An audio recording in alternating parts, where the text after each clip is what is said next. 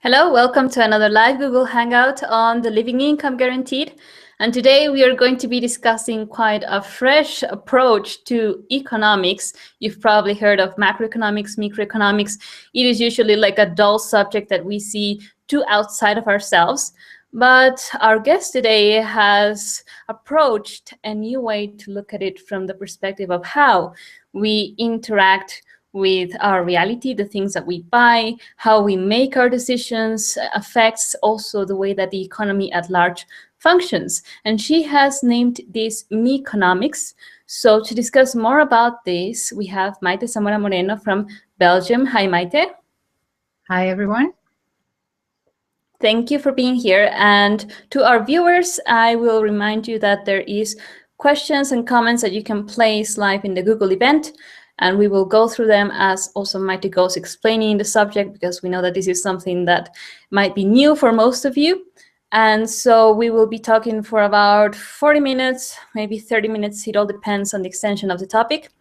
And so let's start with the basics, Maite. I'd like you to walk us how you as an economist have come up with this idea of Meconomics.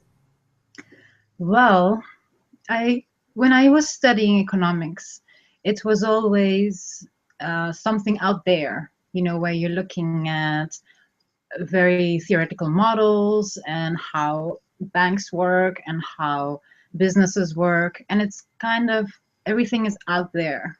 And from when I was very young, I could never relate to economics. I thought it had nothing to do with me, So I started looking at how can I bridge that gap? Because obviously, economics is about how we organize our society. It influences everyone's life on a very physical, but also on an emotional level. So I started looking more deeply into especially typically economical topics and problematics. And I started looking at, well, how does that exist in me? How do I apply the same logic, for instance? Or how let's take an example of, for instance, in economics, they often talk about wants and needs, and they almost treat it as though it's the same. And as I was studying it, I thought, but that's so odd. Why is that difference so fuzzy? Why do they always just say wants and needs in one go, as though it's the same thing? And then I looked at myself and I realized, well, maybe even in my life, I'm not so clear on what is a want and what is a need. And sometimes I feel like I need something, like I really have to have it. And I have it, I'm even frustrated, and I keep thinking about what if I don't get this. But it's not actually something I really physically need to sustain myself. It's actually a want. But I treat it as though it is a need, as though I really need it. So that's the kind of things I started looking at. And as I did that more and more, I realized that there's actually a lot that we see in economics, or that we study in economics, and that we take for granted. And that if we just take it back to ourselves, we can either understand it better or we can evaluate it, because we suddenly see it in a different light. It's not something out there. You can suddenly compare it to your own life and everyday situations, and what would make sense in an everyday situation. Because we all have that inner knowing of what does make sense and what doesn't make sense. But so to take, for instance, an economic point and to ground it into everyday living and see, well, if we take that principle and we apply it to everyday life, then this would happen. Well, maybe that doesn't make that much sense. So it's just a different approach to economics, where we make it more personal and more accessible, so that more people can also relate to it. Because I think for most, economics is a big bad word. Kind of want to stay away from it. Those who do enjoy economics, good for them. Let them study it, let them understand it, and let them make all those decisions about policy and whatever. But it's not that far away from us. And that's what I would like to do, is to bring it closer to people's own lives, so that they really can grasp and understand what is involved. Yes, and that's also part of what we propose within the context of living income, like becoming more aware of how we participate in the realms that we see as to out there, like economics or politics, and bring it back to ourselves to really start questioning, what drives this decision for me to buy this or that, or how do I experience myself after consuming this, or stuff like that, that we will be also continuing to discuss. And also we have to make a clarification on the term, because there is someone that has used this term, Meconomics, Marcus Albers. So can you explain to us what he proposes as Meconomy? Yes, I actually just did a Google search to see if anyone else had already coined the term, just to make sure I'm not stepping on anyone's toes. And I did find someone who wrote a book called The Meconomy, but it's on a very different subject, where this author is looking at how the economy is changed, or he's observing change or a shift where before where people found security was in 9-to-5 jobs, and what was very prominent was the big company brands, and everyone wanted their visions and things like that. Whereas now he's seeing more people wanting to be independent, making their own brand, meaning as a person creating a personal brand. And yeah, so that's kind of the stuff he's looking at, where he calls that the me-conomy, where it's more everyone on their own. Whatever I can't do on my own, I will outsource and things like that. So it's a very different topic, luckily. So we don't have to worry about that. Okay, so let's get on to understanding economy as, let's say, a new branch of economy in itself. So how does it relate? How does it differ? Can you walk us through it? Well, you have in economics, they do look at psychological points. Let's take the example in the free market paradigm. They always talk about the rational consumer or the rational agent, where they're actually looking at a theoretical construct. It's not a real person they're taking, or they're not interviewing 1,000 people and asking them, how would you react in the situation? That gets done as well, but I'll explain that just now. The rational consumer is a theoretical model where they assume a person follows a very few, very rigid rules, where they will always respond in a certain way, always go the rational, make the rational decision, and they use very specific parameters for that.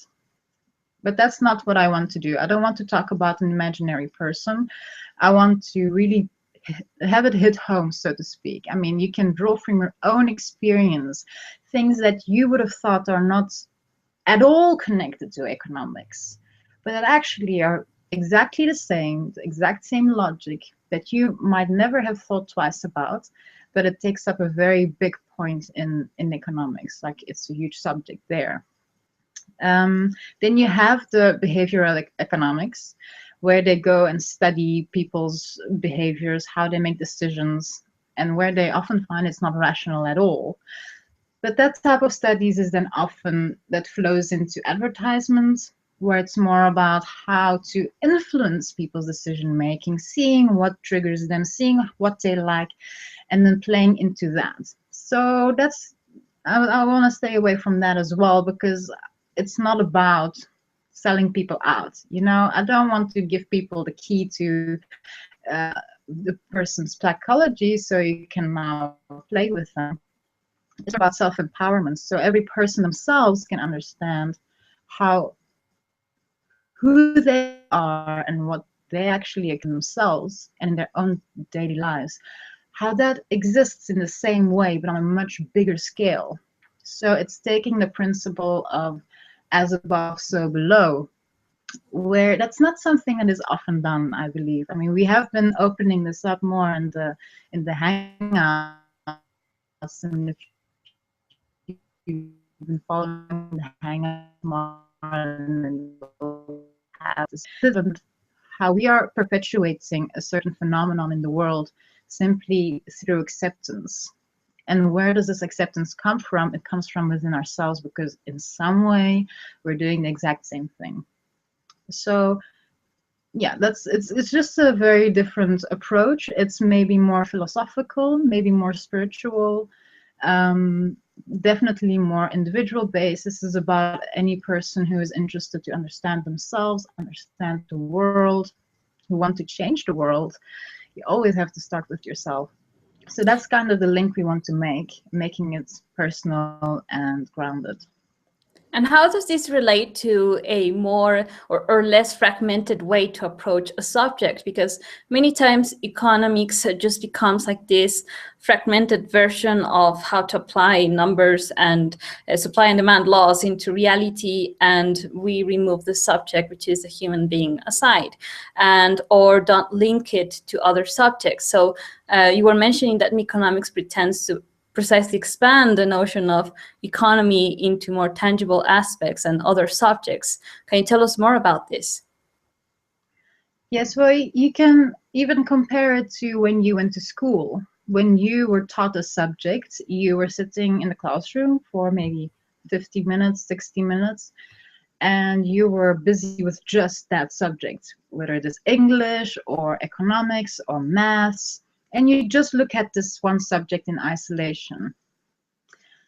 And that's all nice, but reality doesn't work like that. When you're in the world, you have one point that connects to all kinds of different subjects if you want. I mean, if you, for instance, want to start a business, you need to understand the legal side of it. That's law. That's, as a subject, you can say that's law. You need to understand the economical aspect of it, how to run a business. That's more economical business management as a subject. You need to understand how to network and really get your product out there, how to connect with people. That's more social, things like that. You need to have an effective language skills as well, of course. You need to be able to do math as well, of course. So everything is always interconnected. That's how we move in reality. It's never just one subject. So I think it's a disservice to people to look at one point in isolation, especially when you look at all the social sciences like politics, economics, sociology, things like that. There's barely any psychology linked to it. I mean, you can get an economics degree without ever having had or studied any psychology, where maybe sometimes reference is made to this or that case study, but you don't have a full understanding. And with social sciences, I mean, it comes down to human beings. It's always human beings that are at the center. So if you want to understand politics, if you want to understand economics, if you want to understand sociology, it always starts with psychology. So it should actually be at the basis of all those studies. And that's actually something that is coming through now. I don't know if you're aware or if you keep up with trends like this, but in Finland at the moment, they're reforming their education, which is seen as very radical, but it's exactly this point where they're moving away from teaching by subjects and rather want to teach by topic, where they take one topic, for instance, the European Union, and then they look at all the countries that are involved. They look at the history of the countries, so they're studying history. They look at the geography of the countries, so they understand where they're situated. They look at the languages involved. They look at economics, the politics involved. So they get a very wholesome view of one point, where it's not a fragmented view of reality. It's really a nice big overview that they're getting. And that is how people learn. It's how we move through reality. So that's kind of I very much agree with that approach. And yeah, I just want to promote it as well. Yeah, this is also something that is very required in the education system, which we were discussing actually last hangout with Anna, and how when we compartmentalize people's minds, and specifically children's minds, to only conceptualize, for example, economics as only money and numbers, you kind of dissociate yourself from actually being the one that will use those numbers in order to understand how you use your money and what you buy, what you don't buy, and stuff like that. So can you then walk us through an example, like bring it home to how can we practically relate to Meconomics? All right, so the first topic that I started writing about in the Economist Journey to Life blog was opportunity cost. Because in speaking to people and, just friends and acquaintances, and they tell me something they're experiencing and something they're struggling with. And I actually could bring it down to one word. I said, you're dealing with opportunity cost. That's the factor you're bringing into your equation, and that's what's confusing you. And they said, what is opportunity cost? And I said, well, it's a very big thing in economics. So that's the example I'll give here. What is opportunity cost? Opportunity cost is the cost of the road not taken, so to speak. Let's say that you have to, monetary example, just because it's easier to relate to. Let's say you have $100 and there's 2 pairs of shoes you want to buy, but with this $100, you only have enough for 1 pair of shoes. Now, the opportunity cost of buying the 1 pair is the other pair that you can't get. So it's the alternative that you weren't able to get with the decision that you made. So how does that work? How do we experience opportunity cost? Well, have you ever had it where you had to go to the shop and you really couldn't decide between 2 things? It was so hard, and in the end, well, you choose the one, but you kind of come out with a sour feeling because in your mind you still have the other shoes, and it kind of feels like you lost the other shoes. So that nagging experience, that is your opportunity cost in that scenario. So how does that get created? How do we end up feeling like we lost something? Because if you rationally look at the situation, you never owned either pair of shoes while you were in the shop. But it feels like, you only end up owning 1 pair of shoes. So you come in the shop with no shoes, you come out of the shop with 1 pair of shoes, and yet it feels like you lost a pair of shoes. So how does that work? So then you have to now look at how we make decisions. And very often, especially with clothing, and maybe this is more for women than for men, I can only speak from my own experience, of course. But for women, I can testify that, or at least for myself, that we tend to imagine what it would be like to own these shoes. And we do it if we want to choose between 2 pairs, we'll do it with both of them. So we'll imagine what it's like to own the 1 pair of shoes, and we imagine wearing them, and we imagine what other clothes will fit nice with them that we already have hanging in our cupboards. And we imagine what people will say, and we imagine where we would go with them and how appropriate it would be in these situations. So we do it with the 1 pair, but we do the same with the other pair. So for a moment, you pretend as though you own the shoes. And just in that imagination, in that pretending, you actually form a connection with them. There is an actual sense of ownership that is created. And then when you have to put your feet back onto the ground, back into reality, and really go, well, I can only have the one, then you choose 1 pair, but it feels like you're losing the other, because for a moment in your imagination, they were your shoes, and you went out with them, and people gave you compliments about them, and now you're losing that. Okay, so that's an example of how we live opportunity costs in our daily life. I gave now a monetary example, but I can give you another example that has nothing to do with economics. I've heard people say, they met someone, and it really clicked, and they saw this could really be, they saw a potential partner in them. And I asked them, well, what's your hesitation? Why aren't you exploring this further? And they said, well, what if this person isn't the one? What if I commit to this person right here, and in the meantime, I miss out on meeting my perfect partner, and my perfect partner just passes me by, and I will never get to know him or her. So it's actually the same thing. By committing to 1 person, I feel I'm giving up a possible potential other partner, which I haven't yet met, but that I can conceptualize in my mind. I can imagine this person existing, and I feel I have to let go of that person. I feel I have to lose that person if I commit to another.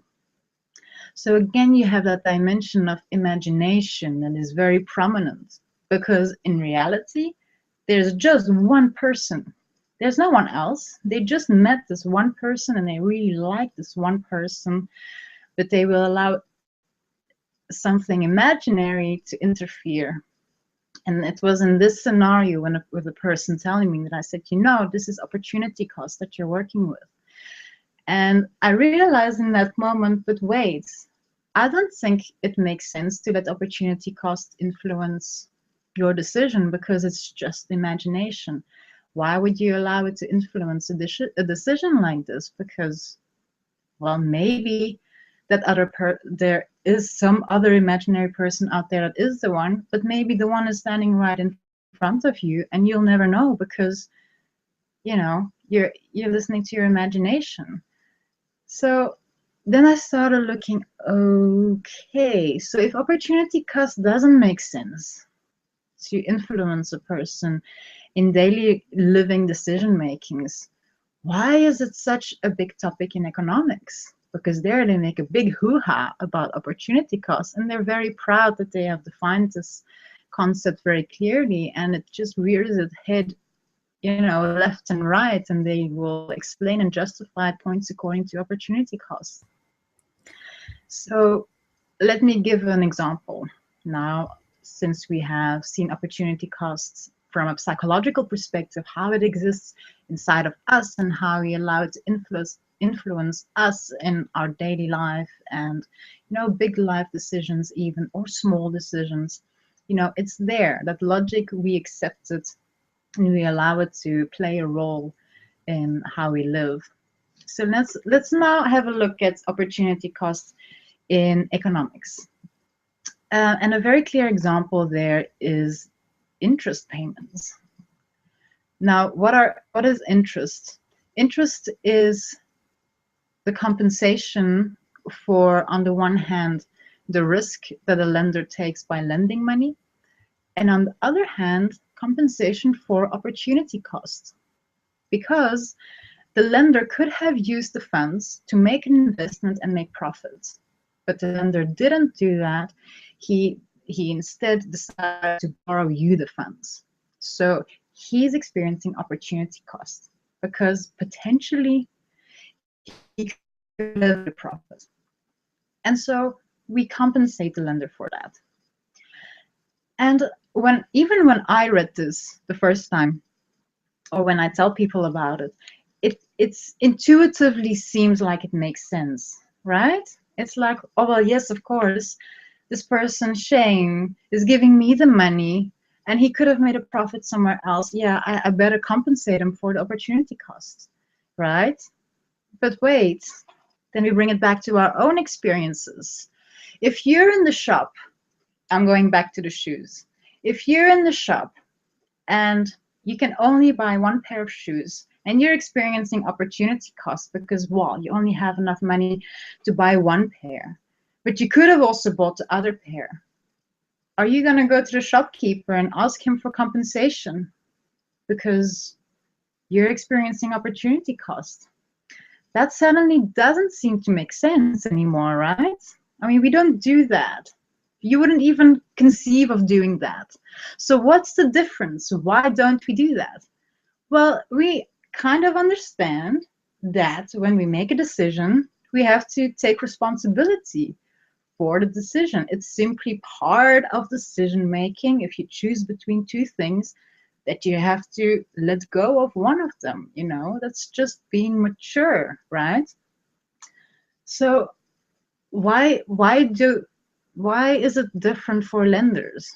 Why do we allow them to hold on to their imaginary reality, because in their imagination they can see themselves go and make an investment and make money, and somehow you allow them to hold on to that reality and make a claim to it and say, well, you better compensate me for this because I'm making money over here and I'm not making money in reality. So where is my money? better pay me interest. And even if you discuss it now and you consider giving up interest rate, it almost feels wrong, right? Because we've accepted it to such an extent. It's become such a norm in our society that when you borrow money from someone, you pay interest on that. But if you bring it down to normal everyday life, interest payments don't make that much sense. So let's go back to what interest payments are. It's on the one hand compensation for opportunity cost, and on the other hand for risk. So we've seen in terms of opportunity cost, it doesn't make that much sense. If the lender decides to lend his money, then he better owes up to his decision and he lets go of the fact that he could have made a good investment. Because remember, in an imaginary world, he could have also made a very bad investment and lost all of the money. So we could equally, let the lender pay an extra fee to the borrower as a thank you note, because thank you, borrower, because I could have potentially made a really bad investment, but because I'm able to lend to you, I'm not gonna experience that. But somehow that doesn't come up in our minds. Somehow that doesn't seem likely, but it's equally likely. You don't know. In your imagination, anything can happen. So opportunity cost-wise, interest payments wouldn't make sense.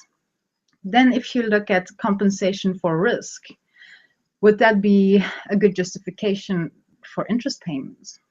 Well, in my opinion, this is now not related to opportunity cost, but since we're talking about interest payments and are starting to evaluate its role in the economy, let's just ask ourselves a question.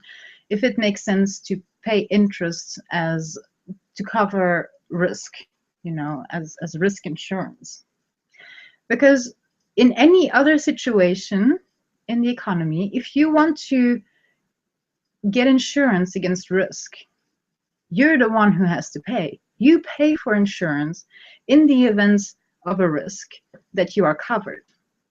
But when it comes to loaning money, suddenly it's the borrower who has to pay. It's not the person who is lending who's paying to cover himself. So it's in that one situation, it gets reversed. And we don't see that. We don't stand still and wonder why. So it's just it's this way of looking at points that really allows you to question how things exist and whether they really do make as much sense as our intuition tells us. Because intuitively, it seems to make sense. But it's only because it's how we've always known it. It's what our parents told us is how it works. When you get a loan, you need to pay interest on it. But here we have an example of how an imaginary notion, for the most part, it's opportunity cost that is driving interest payments. An imaginary notion is causing a real effect, because look at, for instance, student loans. When you have to pay interest payments on that, you don't only have to pay the actual principal amount, you also have to keep paying interest payments. You're busy for a very long time. It affects you on a physical level because you have less money available to maybe get the medical attention you need, to get a nice house that would actually support you and your family, to get your car fixed when it needs to get fixed, and things like that. So this is what I want to achieve with Meconomics, is to really get down to the nitty-gritty of the principles that are accepted as norms and to see, well, how does it affect reality? Do we want it to continue like this? Is there another way we can go about this? And then really get together and see what else we can create. Well, what it's fascinating throughout all of this explanation is that we haven't really placed as much attention as to how something imaginary can be driving, for example, something that is so detrimental as having to pay interest, for example. And it's almost like having to compensate someone for their happiness or their projected possible happiness, which in the end, it is also a construct in our minds. It is something that is not really tangible, or you're not really damaging that person in some physical way as to pay for compensation. And how that is simply accepted because, it works that way. So in this same notion, and also with the understanding of, the example that you gave on the shoes, I was considering that maybe you get that pair of shoes and you get fulfilled for a moment, but maybe you will then work harder or make whatever transaction you have to do to get the other pair to kind of then be fulfilled. So how this notion of happiness or fulfillment plays a role in also how we spend money. Is this also part of it? Yes, definitely. I mean, you can, like with this topic, you've now opened again another dimension, which is fulfillment and happiness. So there's many angles from which you can look at something, because even within ourselves and our own psychology, always multidimensional. It's always layered. There's always so many factors that are involved. It's never as simple as we would like it to be. And that is also an issue I have with economics, is how they would like to simplify things, but it's simplified to the point where it actually doesn't do you a service anymore, because it really doesn't tell you the whole story, you know. So yeah, definitely happiness and fulfillment is one of the main driving forces of us as human beings. So it's also a topic that does get more attention in economics, because it's such a big point, and they call it utility. But then I can go into a whole discussion about the way they define utility and how they translate it into numericals and things like that, and how that doesn't make sense. But let's leave that for another time. Yes, and we have a question from Joku, so I will read part 1. He's saying, charging interest seems to be a mechanism to keep people interested in turning money itself into a commodity and businesses, when it should rather be a social good.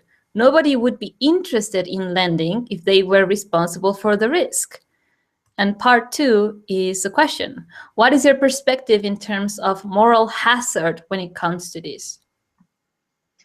I mean, that is the point, right? I mean, we've now assessed the situation as how it is, and we're seeing it might not make sense. And what I often from people is to then say, well, we need it to cover moral hazard and things like that. Moral hazard is, I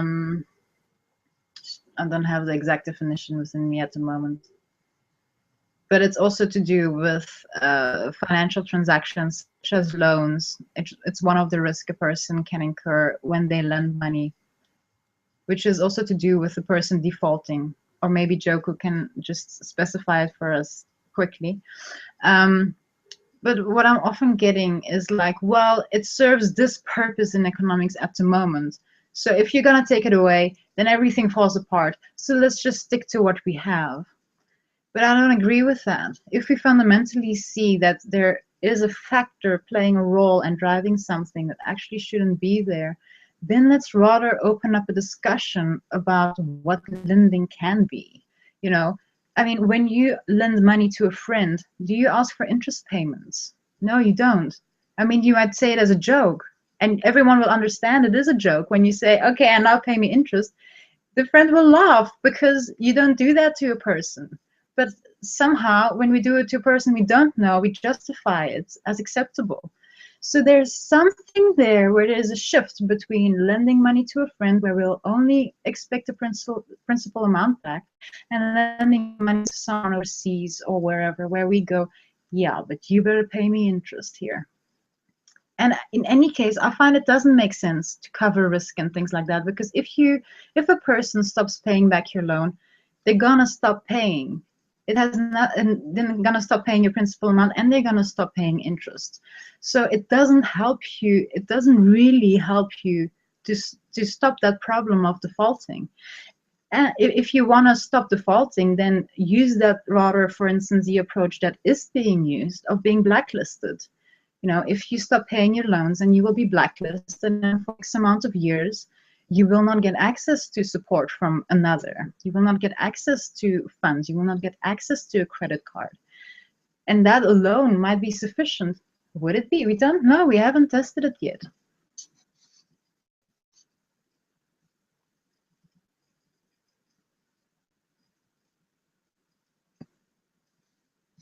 I'll read Joku's clarification on moral hazard. So let's go to that first. As in when a financial institution lends but cannot recover their loan, the central bank will step in and bail out that loan or absorb the loss, because it is more important to keep the lender in the lending business than allowing that lender to fail, which is also about bailing out banks and doing that instead of bailing out people, which we've discussed also in previous Hangouts. Thanks, Joku, for the clarification. Any comment on that, Maite? Yeah, I mean, they have all these systems in place, though, of checking a person's credit history and things like that. You have to go through quite a few loops to be able to be approved for a loan. So maybe that's where we should have a look. Well, how is it? Where are we missing something? Because to keep bailing out, it also doesn't make sense. So I mean, this is a big topic that we've now landed into, because it's not only on a personal level of getting a loan to finance your new house, for instance, but it's also on a national level with governments going into debt and things like that. And then you need to be bailed out, with the whole Greek bailout and things like that. So it has huge consequences. And we started talking just with opportunity cost as one point. But I think that's what we do need to do, is look at one point, pull it through all the way into economics and see where do we end up, and then have a look at how we can reorganize things. So it would be cool to go into a discussion like that and put our heads together, joke, and see if we can come up with something. That would be great. But I don't think we can allow that in the Hangouts tonight due to time constraints. Yeah, right now, no, but maybe in another Hangout would be great. He's saying moral hazard here, describing the idea that risk is not on the shoulders of the lender. Thus, they are in a way encouraged to participate in risk. Thanks for that. And we have a question from Anna Briggs, and she's saying, would you say that Meconomics is a step towards a weak economics, where before we can live more equally and socially responsibly with one another, we have to understand the interconnections between macroeconomics and our own personal finances? Thanks. I think that would be great. But then we're also adding another dimension, because when you have Meconomics, you're looking at psychology added to the mix, with economics. If you look at Weconomics, then it's psychology and sociology and economics. So it builds from one to the other, and definitely from a personal growth perspective or personal awareness perspective, it would definitely have that effect if individuals first look at their own lives, start being more critical towards their own dispositions and how they make decisions and things like that, then it would then build to a step of looking at what can then happen in a group context, what dynamics are added when you put two or more together, then, because that opens up a whole new level of points to look at. I consider that Meconomics, to begin with, thanks Anna for the question, is also something that will be useful when it comes to, for example, getting a living income and becoming more aware of how you're going to make decisions and how you're going to spend that money. And so making that linkage as to how we're moving the way that the system in itself operates, as you explained also with interest. I'd like to go to our last question, which is also to give a broader perspective as to how Meconomics will help us design a better system, or how do you foresee that it can help in or aid us to consider other ways to form it, to shape it? Well, like we have done now with opportunity cost as just one point, it allowed us to see it in a different way. And firstly, to question it, because anytime a person is busy with economics, as a student or as a graduate or out in the world, as your profession, if it's somehow related to economics, the point of opportunity cost is very much taken for granted. So to be able to just put it in a different dress, so to speak, just for a moment, take the same principle and place it in a context that we can relate to and that we can evaluate more effectively because we understand situations where we buy shoes. We can understand situations where we choosing between partners and how that affects us. Putting it in such a context allows us to see it in a different way and evaluate it as well in a different way. So firstly, you question it, then you evaluate it, seeing, does this actually have a place in economics? Should we allow that? Should I allow it in my own life? Should I allow it in the economy to exist? So we're using the economy as a mirror for ourselves. Then we work with it inside ourselves with simple day-to-day topics, and then we give it back to the economy and say, no, what place can it actually have there? Do we remove it? Do we change what it means? Do we change our approach to it? Do we have to clarify something? For instance, with the wants and needs, it's not necessarily about taking something out. It might just be about clarifying what a want is, clarifying what a need is in your own life, and then also in the economy, where you could, for instance, deal with wants a certain way and deal with needs a certain way, which isn't being done at the moment. It's all just placed into one banner. And maybe once in a while, when you look at government intervention and things like that, there'll be more of a focus on needs. But I mean, these types of conversations don't happen very often, but I think they're very important, and it really empowers any person, not necessarily the scholars and the intellectuals and people who have gotten their degrees or who have read a whole bunch of books. It's for any person. Anyone can understand economics from this perspective. If it is broken down to your own environment, to your own reality, then you can see what it means. I mean, maybe someone watching this hangout has gotten a more clear understanding of what interest payments are or why they are justified, and immediately have gotten to understand that maybe it isn't justified at all. Maybe we should look at that. So that whole point of education, questioning, evaluating, and opening up the discussion towards what would we actually like? What would support us in our own lives? What do we need to change in our own lives as what would actually support us? And then translate it as well to the world out there.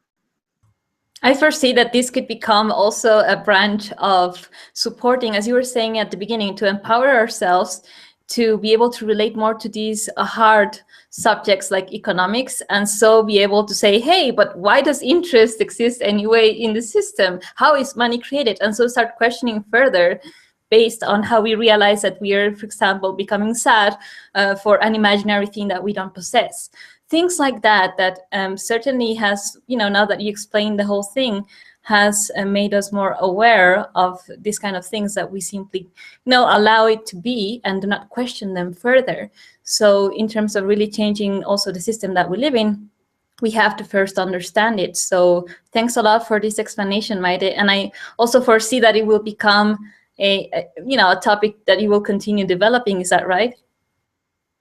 Yes, definitely. I'll be opening up more topics and blogs. I have a list of them already laid out, because as soon as I came up with the word Meconomics, which was based just on this opportunity cost, I thought maybe we should find a word for this, of how to look at this. I thought, yes, Meconomics. And as soon as I had this word, I came up with a whole bunch of other topics to talk about and to expose. So I have a list ready, and I'm going to continue writing, and it would be very nice to continue coming on Hangouts and opening more of these points. For sure. And also for our viewers, if you have also another example, another subject, you can leave a comment here or go directly to economistjourneytolife.blogspot.com to place it as a comment in the entries that Maite has shared with us. So Joko is saying that, yes, it would be cool to then develop these further into maybe another series of Hangouts themselves as educational support. That would be great, actually, for ourselves as viewers also. So thanks a lot, Maite, for your time and for explaining this, and looking forward to what's next on Meconomics. Thank you too, Marlen. And thanks to you, the viewer, for watching. And we will see you next Sunday for another live Google Hangout on the Living Income Guaranteed and Basic Income. So stay tuned. Good night. in Europe. Good afternoon in North America, on this side of the world. See you next time. Bye, Maite. Bye.